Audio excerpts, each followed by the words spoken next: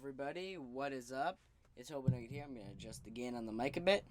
Hey everybody, yes, it's going a bit too high. Okay, so, well, I got a slightly interesting video for everybody, more or less contradicting. I don't mean to generally contradict anybody's religion or thoughts about what life is.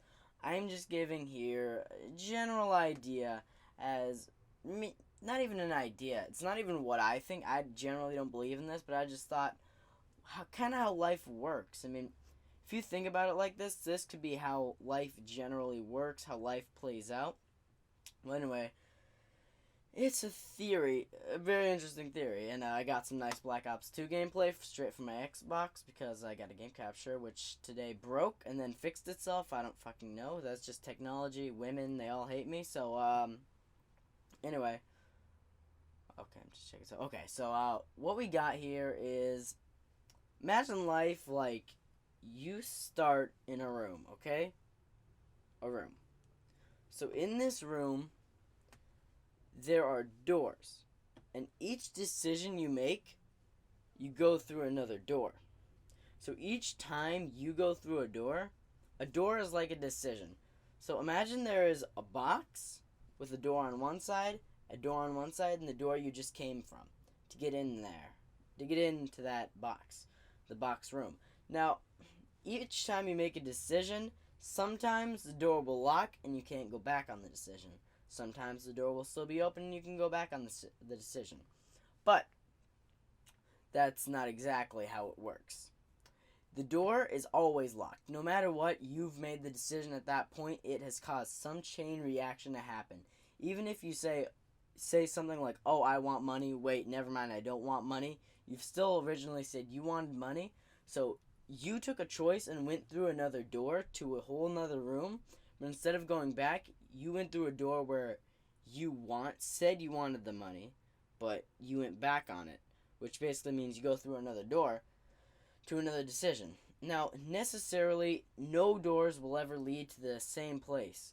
Even death, since we don't know exactly what death is, we'll never know whether it leads to the same place as another place or not. So I'm just going to keep death out of here until the end. So basically, each time you make a decision, it's like you're going through a door to another area and the door's shutting. This is like Bioshock's theory from Bioshock Infinite. If I'm doing a Let's Play of that game on my channel, if you have played Bioshock Infinite, you'd know with the lighthouses and stuff at the end. I don't want to spoil it for the other people on my channel, and I'm cracking my, yeah, I have kind of got Tourette's syndrome, and it forces me to do that. But, what it basically is each time you make a decision, you can't go back. And if you think about it in this way, if there are multiple universes, multiple yous, multiple me's that have gone into in their different universe, had made different decisions, like in different universes made different decisions, it would be that, as it says in Bioshock, you said, I never did this, but you already have. You as yourself just hasn't done it, but you have done it in another universe. This isn't exactly what the theory that I thought of plays on. Probably a lot of people thought of this theory that I thought of too, but I'm still a smart guy, and I'm not going to take credit for it if anybody, likes it. If you like it, just go reiterate it. Please, though, shout out my channel if you're going to, reiterate it around YouTube, because I'm small, okay? I'm a really small channel, and it's hard to grow.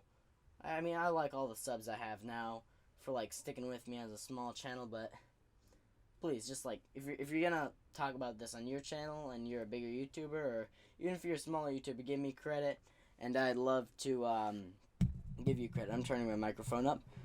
So, what this is generally about, nope, that's a bit too much. Okay, I should have adjusted my mic well before I did this video, but I'm a lazy ass, like I always say.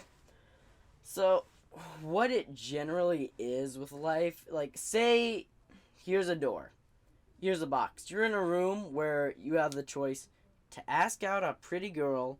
This is kind of like the situation I'm always in. There's, not always, but sometimes in. But you're in the box to okay, let me just give you an example from my life, because I know nobody who really will understand what I'm talking about and know exactly the situation's going to be watching my video. But you like a girl, okay? And she's your friend, and you guys can hear my parents' TV from downstairs. Let me just move my mic back a bit just so this can help. You're friends with a girl that you like a lot, and that girl, you want to ask her out and move your friendship a bit to the next level, but hey, there's Blaine going online in the corner right there. ADHD, I hate you. Okay, well, you wanna. Okay, so let me start this over. You're in a box with a girl. You want to ask the girl out. Pretty nice girl.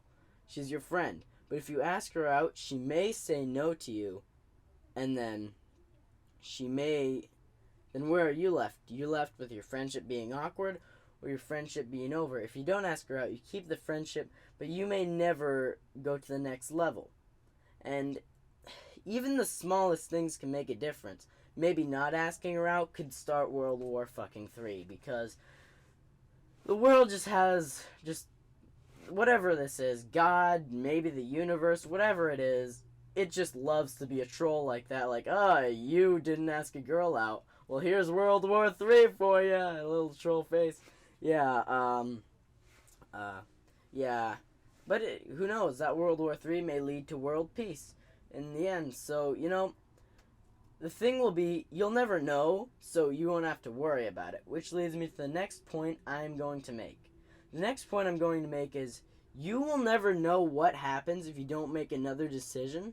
So, if say, you make a decision and then you're like, oh, I should have chosen this, I'm worried, what if this happens? Don't be worried. Just go for it, try your best, work as hard as you can towards a decision you made, even if it was a bad decision. If it was a bad decision, try to stop it. Like, say, my parent just showed me a movie about, like, starting a party when your parents are home. If it's something like that, just don't do it. But what it generally is if you make a decision, like, say, not to ask the girl out, you still work for that decision to be good friends with her, to develop a strong friendship either way.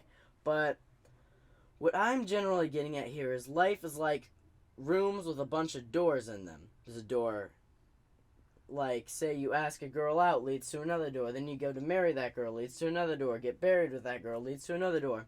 None of these doors will ever intertwine. But what will intertwine is sometimes the paths of other people. Other people can, in a way, rooms are like the situations. This is very confusing, I know, but you just got to think about this. Think about it really hard. Rooms are like the situation you're in. Sometimes people can create rooms for you. It would seem that they can, like, create a room. You don't want to create a room. Like, somebody makes a decision for you, but it was your decision to know that person, to meet that person. It was your decision to keep in contact with that person. Even if it's a random, say, selection from a phone giveaway or something like that. Still, it was your decision to enter that giveaway. It was your decision to choose this. So anything you do almost comes back to you as your fault. Even if it seems it's someone else's fault, it's your fault. And if you can own up to that, then that kind of makes you a good person.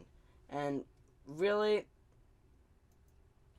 what you gotta do in life, try not to worry about what was behind another door. Try to worry more about what's ahead of you in the door you went through. What you are doing what you are doing for yourself in the paths you make, the decisions you make, because as I know, all you subscribers of mine, you're fabulous people. I don't care who you are. You can be a child molester, but you're subscribed to me. Well, that was a bad example. If you're a child molester, please don't molest children. But you're subscribed to me, and your life is not my business, unless you want it to be my business. If you need my help, I mean, I'm young, I know, but I'm still wise. I know a lot of things. I think about a lot of things. I'd love to help you, especially if you're young too, and you got some ideas out. And yeah, my voice sounds really deep. I'd be younger than you'd think. But frankly, worry about what's ahead of you more rather than what you could have done. That's why it almost goes to YOLO. But YOLO, why I think that's such a stupid decision, YOLO goes both ways. You only live once, so don't do something stupid, or you only live once, so do something stupid. Therefore, YOLO is kind of a void term. It has no meaning, really. So don't YOLO. Just do whatever you think is the smartest decision. And keep thinking about this theory of doors that I just happened to think of this morning, waking up just like, oh, okay, what about this? Yeah, just pondering on shit. So I hope you all have a nice day. I'm going to put some music in for the rest of this video, so thank you for watching, and goodbye.